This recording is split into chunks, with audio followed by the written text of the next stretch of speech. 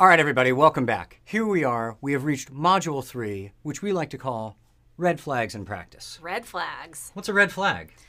Well, a red flag can be a lot of things, but it's something that brings up concern or just kind of raises that flag in the recruiter's mind. So it's like a metaphor for the male flag thing. Yeah, Is that really where it comes from? Yeah, that's good. So I bring this up because I found out, like in the last couple of years, that red flags really makes a lot of sense in the United States and nowhere else. That makes sense. I never actually thought about Internationally, I was pointing out to a group of people all these things that were things that were maybe concerns with, you know, the search that, you know, that they should be cautious of. And they were like, okay, well, very good, understand all that. Just a quick question. We understand that you mean red flag isn't a good thing, but we don't understand the metaphor. I was like, got it. But for our candidates, in the recruiter world, basically, behind the curtain, first of which, nobody really tells you about this stuff, but all companies have these lists. Then a common term is a red flag. A red flag, not always something that means you're not going to get a job. Yeah. But it's one of those, it's going to get an asterisk. It's going to be, we need to talk more about this. So that's what this whole section is about. Yeah, and if the resume is where the recruiter or whoever's looking at your profile realizes the red flag, that's going to be something they either want to know more about or decide I can't do anything with this. Or next. Yeah, exactly. Right, I should move on. So we're going to talk about the importance of being transparent when you're dealing with red flags and addressing what some of these issues, big and little, might be. And then last but not least, in this section, we're going to talk about how to ask and answer some good questions. And we're going to give you 8 steps. You don't got to follow all 8 steps. And I think I should point out, any time in this program, when we show you a list, it doesn't mean you have to do all 1 through 8. Wouldn't that be great? But I tell you these things because I don't want you to feel like, oh my God, this is like 8 other things I got to memorize before I go into an interview on top of everything else. Now Stu and Amy say I got to answer the question in 8 different ways. It's not about that. These are ways to strategize because, truth be told, you get a yes in an interview more often than not because of a question you ask, not because of an answer you gave to a standard question. Absolutely. All right, so let's move on. Let's dive in. Let's talk a little about what's a red flag. And that's why I started at the beginning, because I just think it's one of those, we use it probably 7,000 times a day, but to a candidate, it's a new concept. Yeah, definitely. And it's a reason, big, little, that we got to talk a little bit more. Right. It could be anything. So we've put some up here. So it could be a decision that you made in your career, or maybe if you took some time off and the recruiter wants to know a little bit more about that gap in your experience, how are you going to explain that? Right. So like, even though this is your first job, maybe you graduated in August, maybe you graduated in June, but now you're out searching for a job and it's a few months later, don't be surprised if a question comes up, what have you been doing the last 4 months? Right. Just interviewing for jobs? And be cautious in giving that. Yeah, I've been looking for a job, because we talked about that whole, some people only look 5 hours a week. You don't want to set up in my mind, like I start doing the math as the hiring manager. You got out of school 90 days ago. You've been doing nothing but interviewing. Right. That's all you've been doing, and you don't have a job yet. Yeah. And not to mean that that's a scarlet letter, but I think it's better to have, I took some time, I took a trip, I visited family, I got in the gym for a couple of months because, the last year of college I was going crazy, just studying so much and making great grades. Hopefully that's the answer. If it's not, don't worry. You don't have to use that one. Yeah. And that too is, so career decision and gaps is really going to show up on your resume. And so that's why I think on your resume it's a good idea to have a really quick but understandable explanation for the recruiter or whoever's reviewing that. And why did you have this time? So maybe it's caring for, an elderly family member, or it could be, things like that, or took time to travel the world, which would be amazing if you had that opportunity. So things like that really helps explain and put some context in your decision for the recruiter. And don't be surprised if this isn't your first job. If you got another job or you had an internship, if someone asks questions about why you chose that, a career decision. I haven't made any career decisions yet. Yes, you have. You chose a major. You got all the way through school, and now you're getting into an industry or into a segment of the working world. They're going to ask you, well, why do you want to be a salesperson? Why do you want to work in healthcare? Why do you want to be a creative designer? These sound like the most rudimentary, basic questions, but it's amazing how many candidates get what is seen as a warm-up question. Hey, we're just sitting down. I just want to give you some. So, tell me, why did you choose accounting? Right. My parents and I thought it'd be recession-proof. You have to think through those answers. So that's what we're talking about. Yeah. Also on this list, another red flag, coachability. How does coachability end up? Well, it may not read on your resume because you don't write, I'm coachable. Maybe you do, or you don't write, I'm not coachable. But as you go through an interview process, even through that first phone screen, you show whether or not you're coachable, because maybe Amy would say to you, hey, here's a question. When you were talking through your background, it seemed like there's a lot of other things you want to do. But do you specifically want to work in this industry? Maybe through the interview, make sure you focus some of your energy on why this industry makes sense for you. Now, the next time she talks to you, if that topic comes up, did you take those notes?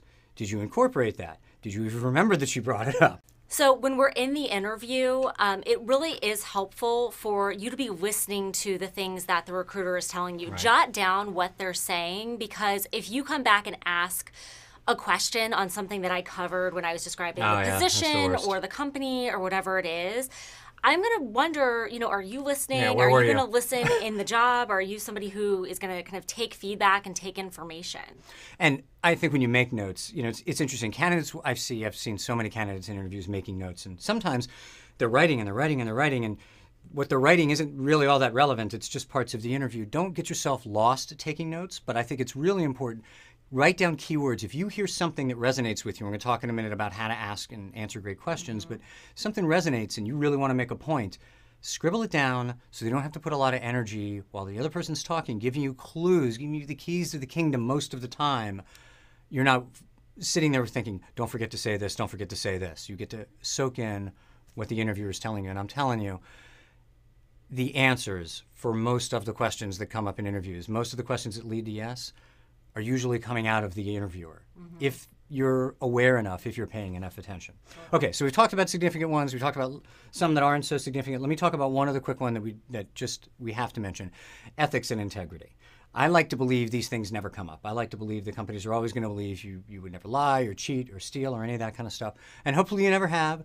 But if there's been something in your background, if there's something that's either going to come up on a background check or come up because you worked at a company, then you had nothing to do with something, but the company was in the news all the time for doing something wacky or crazy that everybody knows them for. Don't go around that. Own that. I think it's important. You don't walk in and say, I'm a very honest person, honestly, because it sounds kind of awkward. But you want to make sure that if there's something that you think is going to come up out of ethics and integrity, because that is one of those not so less significant. If there's any hiccup that I believe or you believe that we should move them forward because of an integrity issue or an ethics issue, especially in this day and age where big companies are so cautious about those things, we're probably just going to move on. Well, I think there's a couple of things, and I don't want to take too much time on this, but I think that it is really important. So the timing of when you share this with a recruiter. So if you got arrested for a DUI or something like that, don't bring that up in the first conversation. I would bring that up at the point of offer where they're maybe going to run a background check on you. But if it is something with your company, then I think that that's something that, if they're curious about, if you worked at, I won't name names, but, a company that probably actually you wouldn't have worked at because it isn't around anymore. But if you worked at a place like that or somewhere that does have some questionable practices, maybe do address that head on in your initial conversation with the recruiter. Or the fact that you work, at a competitor and they're going to want to know, or the thought maybe going through the mind, well, are there, clauses? Are there competition issues? Are they going to be upset if they take your salespeople? And again, you're just getting out of college, but the reality is even if you're 6 months into another job, these kind of questions come up. And the key theme we can sort of take away from politics, there is something, yes, that we can learn from politics, and that is whatever any of these things are, for the most part, if you address them head on, and you're right, you don't say, hi, I'm Stu Wetstein, and here's what you should know about my background that's questionable, and let's shake hands. That's never going to work. But you also want to do it before anybody else finds out on their own. Right. Yeah, that's a very, very, very true. If you can, because just what politics teaches us, if you're ahead of it, you can almost explain and justify anything, even if it's, I made a huge, giant mistake and I learned a ton from it and I haven't done it again. But if you never bring such a thing up, and now we're getting all the way down to the point of where we think we're going to get married, right? The company wants to make you an offer. Then if it comes up too late, then it looks like, wait a second. Why did you not bring this up now? Oh my God, I got to figure this out. I got to talk to my hiring manager. I got to talk to human resources and make sure that's okay. I would think most anything under the serious category, your instincts tell you what that is. My advice to you is deal with it up front, because even if somehow magically it didn't come up during the job interview or during the offer, do you want to work at the company every day wondering for 3 months, 4 months, 5 months, is this going to come up? And we've seen that too, and that's No bueno, as we like to say out here in Yeah, California. less than pleasant for everybody. Not a lot of fun. Okay. Let's move on. Let's talk a little about transparency, perspective, and action. Then we're going to talk about the 8 steps. Yeah. First step. So I think we definitely, and we talked about transparency, so if a recruiter does ask you about a situation or something that's going on, I mean, really do be transparent about it.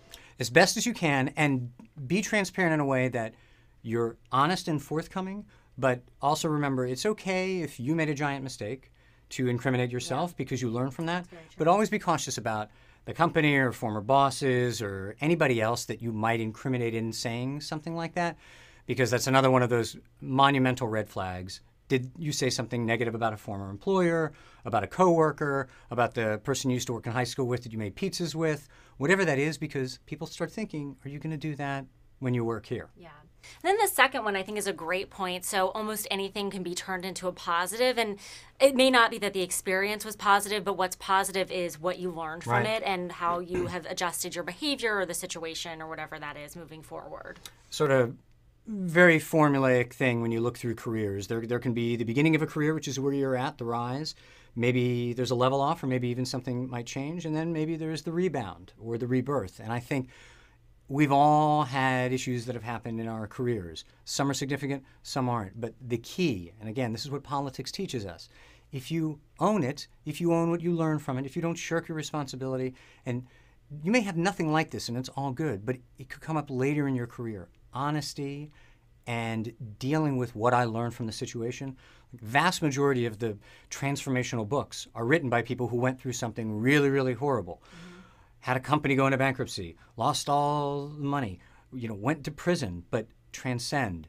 And maybe you haven't had something that monumental, but even if you got fired from a job, I've been fired from one job in my life. I got fired when I was 15 years old from an ice cream place, and I won't say where or why. It was a silly mistake that I made. And did I learn from it? I'm learning from it today. Yeah. And I can tell, I could go on for a half hour, but I won't. So some of these other things that we're talking about are, not looking scripted. So that's something that I think really is, a concern for recruiters, especially, certain types of jobs that you might interview for. Maybe if there's a lot of information on Glassdoor or on, other sites about what the interview process is like at that company. If you've digested all of that, that's really good. But make sure that you put your own spin and your own twist on it. It's the Randy Jackson advice. We talked about The Voice, but the American Idol advice is make it your own. You have to make things your own. You can take all that information in, but you got to make it work your way. And when we talk about practice, we talk about rehearsing, it is not to be scripted. It is not, one, because I think if you tried to memorize a script to go into a job interview, the chances of them asking a question that matches your script are about 0. So it won't make any sense. But you also don't want to look like, especially whether it's, why did you take this job or why did you get fired from a job? You don't want to look like you're making up that answer on the fly. Yeah. You have to at least put some thought into it. And that's where we talk about it shows. And practice. Well, it's going to be embarrassing. How am I going to practice? I don't want to do this in front of my support group that's doing my resume and everything, so how am I going to do it? Yeah, so I think, you put here the iPhone, so that, FaceTiming with somebody who you trust, and, making sure that you can get some feedback on that, whether it's your own self-feedback if you make a recording or somebody else's feedback if they're helping you live. That's so important. And I like to say it takes a village, because I believe all of us are collected works. And I think a job search, honestly, it's daunting. You have to figure out a lot of things, and it's time-consuming. You need support, not just people who can give you good positive feedback, but it's great, especially if you're getting into college, partner up with a couple of people so you have some accountability, so you have people you can communicate with and say, yep, I sent out 20 applications this week. I sent out 20 resumes. I've made the 3 phone calls I was terrified to make, but I did because they were listed in my alumni association, and I did that.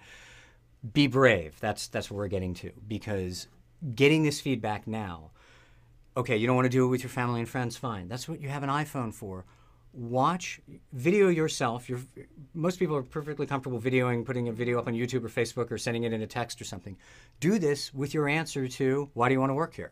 Why did you leave this job? Why weren't you to the top of your class? Whatever questions make you nervous, this is your chance to do that. And then watch it back and you get to delete it. You don't have to share it with anybody. Yeah. Don't put it up on Facebook or anywhere else, because you probably don't want to share it. Yeah, and one thing that I personally do, and I don't know if anybody, other candidates that we work with have done this, but one thing that I do is I try to anticipate the questions I think they'll ask that I know that I'll struggle with the most. Sure. There's some that, yeah, those are fine if you ask me that. Right. I have a back pocket answer. But then those ones that I don't know, I use the old fashioned, like I will write things down and then I will go back and I'll rehearse those things out loud in the shower, on the iPhone, just wherever you feel comfortable. You know, it doesn't necessarily have to be a video format, although it is a really great one because it can just be between you and... Yeah, you can do this in the mirror. Yeah, I mean, exactly. literally, you can look in the mirror for 60 seconds and practice your answer. And just learn from yourself. What are your mannerisms? Are you like me? Do you talk with your hands a lot? Are you great with eye contact? Are you not great with eye contact? All of these things, it's not because you have to be some master at persuasion. It's you want to be able to connect, and especially about the serious topics, you want to be able to, you know, kind of scooch a little bit more forward in your chair and say, look, you know what? That's a great question, Amy. I knew you were going to ask me about that, and, you know, I want to talk about that. You're right. I don't have sales experience, or I did just get out of school, or, you know I want to sell BMWs, but I've never driven a car before. Right, right. So let's talk about how to ask and answer a great question. And we've come up with 6 steps. Not that you have to follow every single one of the 6 steps, but we think of these as 6 greatest hits on how to keep it tight and how to make, you know, yourself memorable when you're getting into the Q&A part of an interview. So let's do number 1. Yeah, so the first one is keep it short. When you are responding to a question from an interviewer, you want to try to keep that answer probably under about 60 seconds or so. You know, people's attention spans tend to wane a bit, and it's really just important that your short answer shows that you can, you know, digest the question, you can give back a meaningful and thoughtful response in not too long of a period of time. And you'll know when to stop, because you may be giving a great answer, but looking for that, when do I wrap this up? Just stop. Just say, and, you know, that's how I think about that. Yeah, or I can tell you more about anything else. Yeah, and I'm excited about that topic, but I don't want to get too carried away. Yep. And yes, number 1 was written with me in mind. And truth be told, it's something I'm challenged with. There's no doubt. It's something that I work at. And let's get to number 2, which is also hand in hand, something I've also been challenged with, listening. And my advice to you, beyond listening to what the interviewer has to say, because they literally do have the keys to the kingdom, if you listen closely. Yeah. But it also shows how you're going to be as an employee, because even if you're enthusiastic, even if you're a motivated go-getter and all of those things, you want to be able to stop, pause, and let other people speak, because the reality is they've worked there longer than you anyway. You might be able to learn something. Yeah, absolutely. Number 3 is prepare. So anticipate what somebody might ask you about the experiences on your resume. So you have different buckets of information there. You have education, work experience, internships, other things that you've done. Think about, you know, what somebody might ask you about that. Why did you choose to go to school there? What did you do with that internship that was impactful? Really think about those things, and then also think about things that aren't on your resume that you might want to share with the interviewer. So everyone, I think, you know, we realize that the whole person is not on that piece of paper. So really thinking about what are a couple of other things that I might not have included here, but that I'd be able to talk about in an interview. That are your signature things, right? They don't have to be super long, drawn-out stories, but you've done some exciting things in your career, whether it's why you chose a school, why you chose a football team, a memorable road trip. Just be enthusiastic. But again, keep it under a minute, because no matter how great a story it is, there's still an agenda, and there's still a limited amount of time that you're going to have to get through the interview. Yep. All right, so let's talk about number 4. When we get to number 4, it's on its page all by itself, because this is another one of those big time we should freeze everything and say, one of those things you should learn, if only one thing, about interviewing. Be okay saying you don't know the answer to something. It is not a sign of weakness. And as a matter of fact, it can be a huge advantage, don't you think? Yeah, absolutely. It shows that you're coachable, you're open to other ideas. If you don't know how to do something, it's okay admitting that and, you know, being open to suggestions on how you might go about doing something of that nature. And no one's expected to know everything. Like, they know you don't know these things. So in the end, it can almost be like a little bit of an integrity, you know, shell game type of question. You know, if they're asking you questions that are detailed, of course you're not going to know the answer to that, and don't feel bad about it. But the real courage and the way you'll separate yourself from about 99.9% of job candidates, I think, on earth, is just say, simple as this. Wow, you know, that absolutely amazing question. And even more so, I didn't prepare or anticipate that you were going to ask me that. But I'm going to do some research, and if I can get your email address or some way, I'm going to follow up. Yeah.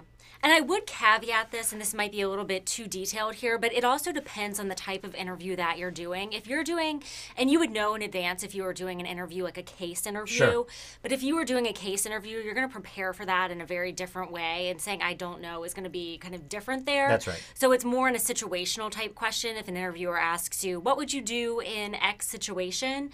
It's questions like that I think you're going to want to, be okay saying that you're not sure how to handle a situation like that, but that you want to receive coaching on that. And it gets us into who you're going to be as an employee. Are you going to be someone who not only is honest and forthcoming, but also can take a little bit of feedback, can adjust on the fly, and again, is your opportunity to build true connection with an interviewer, true connection with an HR hiring manager comes through being through being honest about your background. If you can do that, that's the way to do it. All right, let's do number 5. Yeah, number 5, always have a question. So biggest red flag, pet peeve personally, if a candidate does not have questions at the end of an interview, there's always that opportunity, typically towards the end of an interview, where the interviewer says, what questions do you have for me? If a candidate says, I don't have any questions or none, huge red flag. We might have wanted to have hired that person up until that point, but it shows us that you're not really that interested. So anything is fair game at this point. What is, tell me about your experience, interviewer. Right. How long have you worked here? How have you seen the company change since you've started? What are some of the most exciting things you think are going on at the company right now? It's okay if some of that maybe overlaps a little bit with some of the things that you've talked about. Try not to do that too much, but maybe make some of those questions more general, but so important to have a few questions in your back pocket, and hopefully ones that you've prepared. And it gives you that opportunity, like, how are you going to know what it's like to work there? Look, we go through these interview processes, even at the biggest companies, it's a blur. You go through so fast because they have specific questions they have to ask. There may be certain things that other people need to cover with you. The reality is your chance, your day to ask some of the very detailed questions about a day in the life that you may need to know the answer to get a yes. That might be your only opportunity, because you may be interviewing with the senior vice president of sales, but by the time you get down to getting the offer, it's going to come from a completely different building, a completely different person.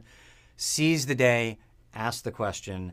Please don't say no. Yeah. The one thing I jump up and down about on this before we move on to the last and final step, even if you are wildly motivated and wildly interested and wildly enthusiastic, if you say to me that after all of this time that we've been sitting here, that there's not a single thing that you could come up with that you wonder about working at this company that you don't work at, yeah, I just feel like you didn't show up. And this is also, this is a two-way street. So as much as they are interviewing you for that job, you want to know about them. You want to know about your potential to grow there in your career. You want to know what other people have done in that space. You want to know what direction the company's going in. Ask fair questions and find out as much as you can about the company and really use that information to evaluate, is this somewhere I want to be? Because so many times, and then we honestly are going to wrap up and do number 6, so many times candidates will ask me for information that I don't have, but they could have gotten during the interview when they were sitting with the hiring manager, like, well, I don't know if I can say yes because I don't know what they want me to do about this. Well, I know a great time when you could have asked this question. And we understand that things move fast and you're not always going to get to things. But please, hopefully we've hammered this point home. Let's talk about the last, and I also think equally as important, final step of our 6 steps. So you're going to get interviewed in a process probably by a number of people, and they aren't going to tell you this, but they're going to go back and they're probably going to have, a deliberation conversation where they evaluate, you and other potential candidates against that job. They're going to share stories about what you talked about in that interview. So if you, got asked the same question in the 5 different interviews and gave the exact same example all 5 times, they're going to talk about that. They're going to know, chances are greater, I think, that they'll know that than not. And that's just something, you want to have multiple examples. So don't, use that same example over and over again. Because it's tough to have the same energy and enthusiasm if you tell the same story over and over. And here's the other thing I've seen happen. Here's the thing. Look, if you had a near-death experience, I'm not saying you need to have 2 of those, right? Then one of those is plenty. But focus on things about your career, things about your life that you've been successful with. And what if someone says, to you, well, Stu, tell me, what the most, important thing about you, what that I should know is. And I give that answer and they go, okay, cool. Tell me one other thing. What do you mean one other thing? Yeah. I kind of figured with the amount of time we had here, there was no way you were going to ask me about 2 great things about myself. Yeah. So think about that and remember, all the stuff that we come up with, it's because it comes out of true life interviewing. This module, this number, is based on a candidate I had who had a great story, a wildly impactful story, but through the course of a speed dating type of interview, told it 9 times in a day, by the end of the day, it came into question as to whether or not this amazing story was genuine and authentic, just because it had been told not only over and over, but over and over exactly the same length with the exact same flavor. So treat yourself to this. This is your life, right? This is your story. This is your perspective. Hopefully you got more than one thing that you can share at that point. Anything else we should add on the 6 steps? I think that's it. We've run out of steps, so that means we're going to move on in just a moment to Module 4. But just a last thought on red flags in practice. If you have trouble identifying these things, if you have trouble seeing what could possibly be in your background that's going to get in a company's way of giving you a yes, then ask for help. Reach out to someone in your alumni association, reach out to your support group, reach out to someone who you see on LinkedIn who has a title of human resources.